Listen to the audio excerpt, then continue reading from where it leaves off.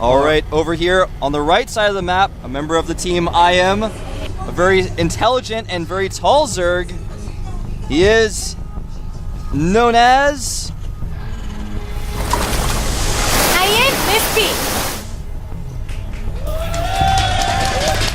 Lots of fans. Yeah, there are a lot of fans here today.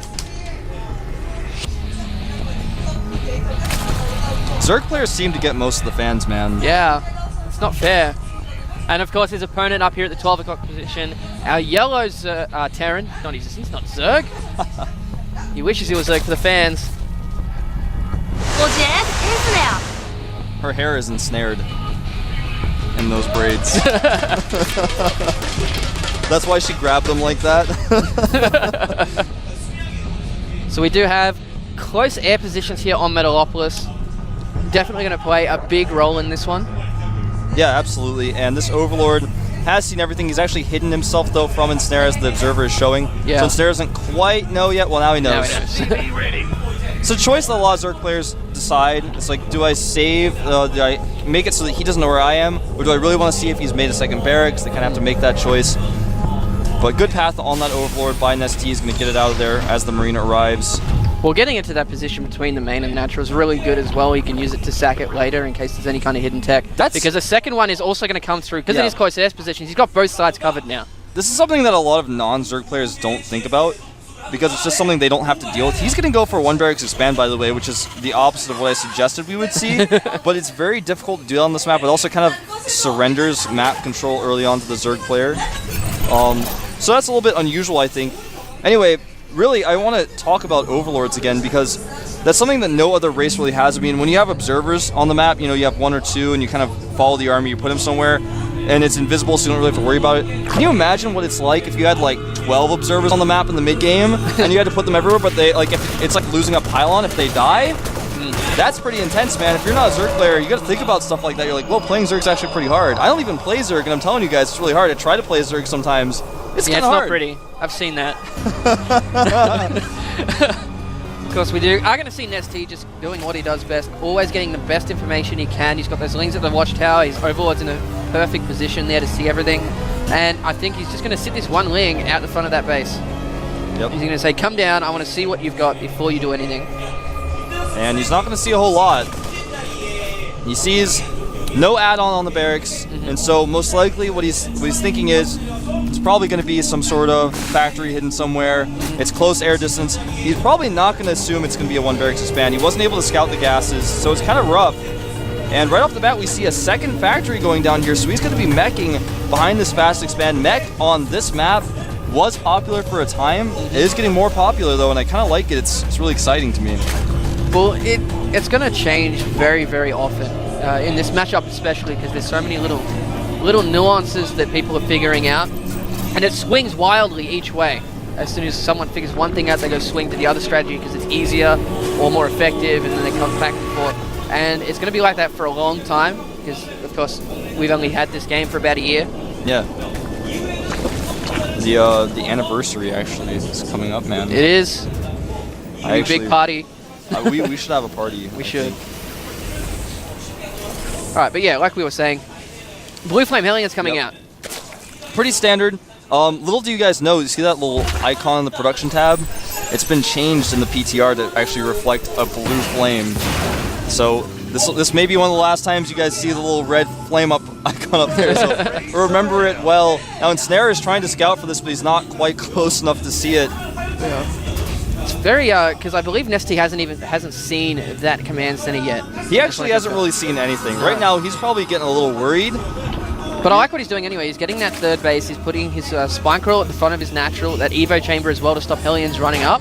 So he's going to be prepared in any situation.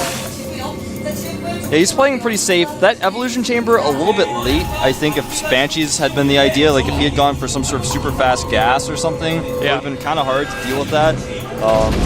But even so, you know, he's reacting to what he's seen. He's playing pretty safe overall. Yeah. Taking that third base is somewhat of a risk, but he knows he can cancel that if he needs to. Well, it is almost finished, so it's going to be interesting. He does see these Marines move out, of course. Is this Ling going to see the Hellions? No, Ensnare wisely pulling the Hellions back staying out of vision range there for as long as possible. Yeah, and this here is they gonna come. Be really scary, man. And he's actually forced the creep back a little bit. And Snare has timing taken is these perfect. Hellions. Yeah, his timing is great. And NesTea's finding about these Hellions right now. Yeah. He does have a block here, but Oh, Ensnare, he's trying to get through. Why is he not just going around the side Yeah, into he the needs to drone go line? around. There we go, being reinforced by a couple of Marines. I'm really surprised he tried to go through there. There we go, the Queen on the ramp as well. The Hellions are in. They're Oh in, my man. God, there's 2 bases There's full of drones. so many drones in here, and a lot of them being roasted, but NesTea using these roaches very well. Does hold back. The Hellions haven't killed that many drones, and most of them taken out here. Yeah, that was really surprising. The Sim City there inside NesTea's base really helped him because he had Plus- those roaches pop at the perfect time. Exactly. On top of that, the Hellions, when there was that moment where he just tried to go through the Sim City, it Yeah. was a big mistake. He took so many extra hits then. Yeah, at the beginning when he tried to go Yeah. through that Queen, that was very That was interesting. a little weird. There we go. So as far as workers killed goes, he's got 8, which he would have ideally wanted to get like 20 Yeah. with that kind of an investment. But when you're playing against someone who knows how to control, and if you get a little greedy, you try to force your way up the ramp, it doesn't really work out that way. I gotta say, Ensnare's timing was really good. He also hid the Hellions so well. Yeah. He made sure that NesTea couldn't see them coming until the last possible second. If he had just gone around, he would have gotten at least 3 times as many kills because he bought time for those roaches to come out. Yeah. And now he's just getting so many roaches moving across the map on the left-hand side here. I'm assuming to stay out of vision range. Yep, that's exactly why. He wants to control that watchtower before he sends them around the left side. I think he also just wanted to check for the gold as well and didn't want to go in the other direction. Right now, actually, Ensnare does control that watchtower, which is a little bit unusual. He's controlling it with 1 Marine. That doesn't normally happen. Yeah. Right now, Ensnare adding a barracks here, or adding reactors rather to these barracks. So he's got 3 barracks, 2 factories. He can start pumping out siege tanks. No armory just yet. He's just been going very tank heavy with the Marines. So it's not going to be mech after all. It's a mech opener, but it looks like he's going to be switching into Marines. Yeah. Well, right now, NesTea's actually 30 supply up because he had that very quick third. I don't even think Ensnare knew about it for a very long time. Oh, He he of course knows does now. now. He does have those 2 Hellions coming through. He would have seen it as soon as the creep came out because he had that patrolling SCV. Yeah. But he's extremely behind now because, whoa, hang on, 2 siege tanks drop. with roaches to greet them. Yeah, I don't know about this one. I mean, no matter of micro with that drop ship is going to make this work. I actually don't understand that. I think I understand what he was trying to do, maybe snipe a queen or something, do some cool siege tank micro, but I actually have seen a video. It was a computer doing it, but Yeah, yeah, dropping yeah. the tanks. Yeah. That was that pretty. actually wasn't even fair. I saw that video too, man. But of course, now that NesTea is pretty much, what's his drone count at? Let's have a look at that. Well, he is at 77 drones. He's going Yeah. to get supply blocked here. He's actually at 126 over 110 because a Viking cleaned up some of his overlords. But even so, He's gonna have so much money now. yeah, he's got Burrow on the way, Baneling speed, Roach speed, Aspire, 5 more drones, 5 more overlords. I mean, why not? Needs a few anyways. Well, Pick him up from the 3 store. saturated bases. He doesn't have to do anything but make units now. And he has the choice of either maxing out and just throwing units at Ensnare, or he can just get a lot of upgrades and max out a little bit slower because he knows he's ahead. He's stopped down at both those drops. He's actually going another base down at the 6 o'clock position as well. And it just, NesTea just seems to be all over Ensnare here. He really is. And Snare sticking with those 3 barracks. He's adding an engineering bay, actually adding his first 2 engineering bays to get upgrades because right now his bio has no upgrades whatsoever. Yeah. He's still got those 2 factories pumping out siege tanks. No armory just yet. He's going to need that in the near future because that Spire has finished up. Mutas are on the way. And it looks like what NesTea wants to do here is play that very Muta-heavy style and control the map at the close air distances. Tanks unsieged there for just a second, getting those up just in time. And he has a lot of Marauders in this mix to deal with the Roaches.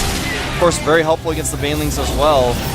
Yeah, if you can position those in the right spot, you can soak a lot of that Baneling damage. But with all these Mutalisks in the way as well, it's going to be very difficult. Yeah. He is down on supply as well. Uh-oh.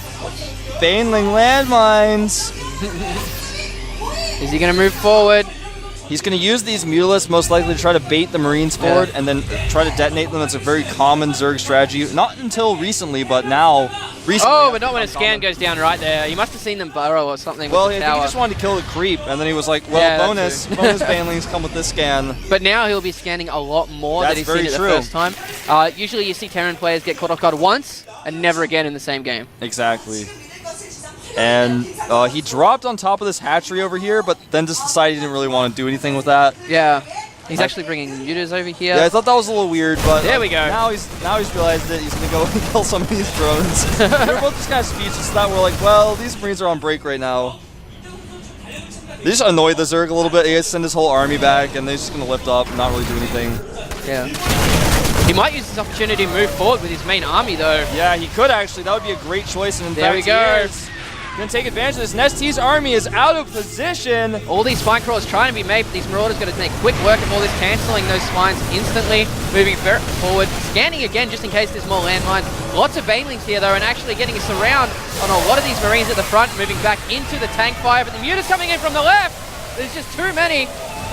There's too many units. It's just way too many units. I mean, when you have twice the army of your opponent, it gets nasty. It doesn't matter what kind of units they are. Besides that, he's got better upgrades.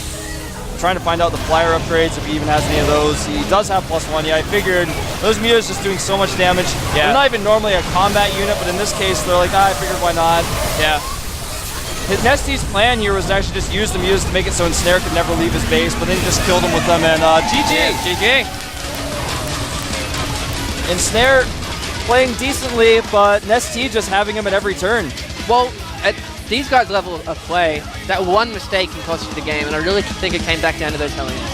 Running against that Queen.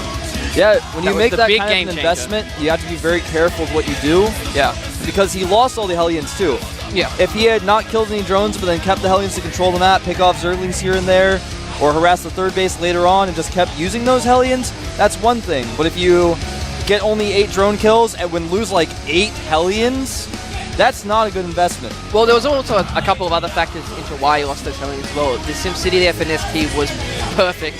He had to run all the way around. He couldn't actually chase those drones through because the Queen was there. He was mineral walking those away. And then he also had the Queen in there. The Roaches popped at the same time as well. Like I was saying, like if he didn't stop for that Queen, the Roaches wouldn't have been there. And he probably would have been able to chase them down and get a lot more because there was 2 saturated bases worth of units right there. Yeah, they were just all...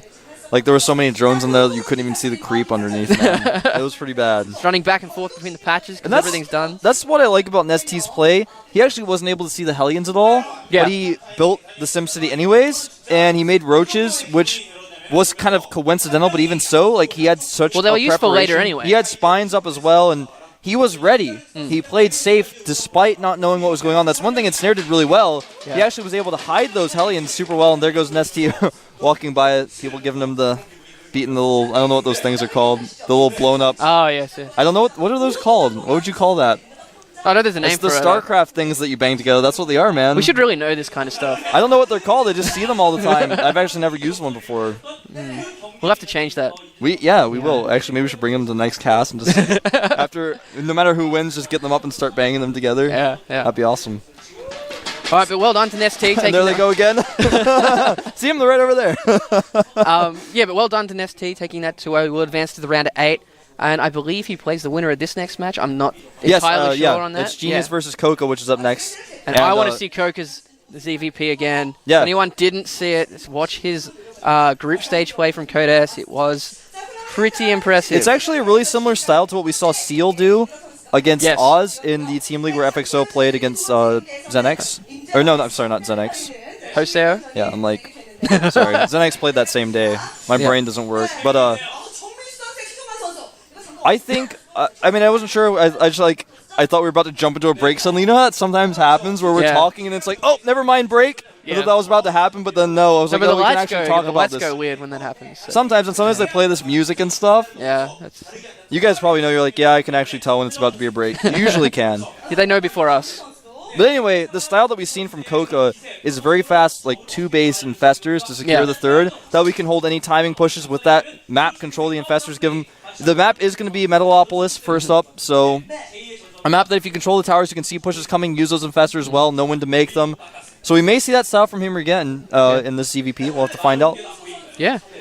But I believe we're going into a 5-minute break. Yeah, we are really actually going to go into a 5-minute break. And then I really want to talk a lot more about his game versus Alicia in his style there. We will. That was very impressive to me. But of course, best of 3 between Genius and Coca. Genius has been around a long time. PVZ, not his best matchup. Yeah. He lost to Min, I believe it was, in the Super Tournament, or maybe it was... we'll find out when it comes up with the It was Revival or Min, I don't remember which one, but he kind of struggled a little bit in that match. He lost to a lot of mutas. The meatless control of his opponents were really good. He does kind of struggle, I think, in those situations where he's playing against a Zerg player and he has to keep coming back to his base. Yeah. And he like does the base race thing, but he does it a little too late. I think he struggles a little bit with this matchup, based on what I've seen. Well, he has had quite a while, just over a week, to prepare for it. So, doing nothing at the one matchup for a week, because this is the only thing he really has to play for right now. It's just ESL, there's nothing else for him. But of course, we're going into a 5-minute break right now. We'll be back with Genius versus Coca.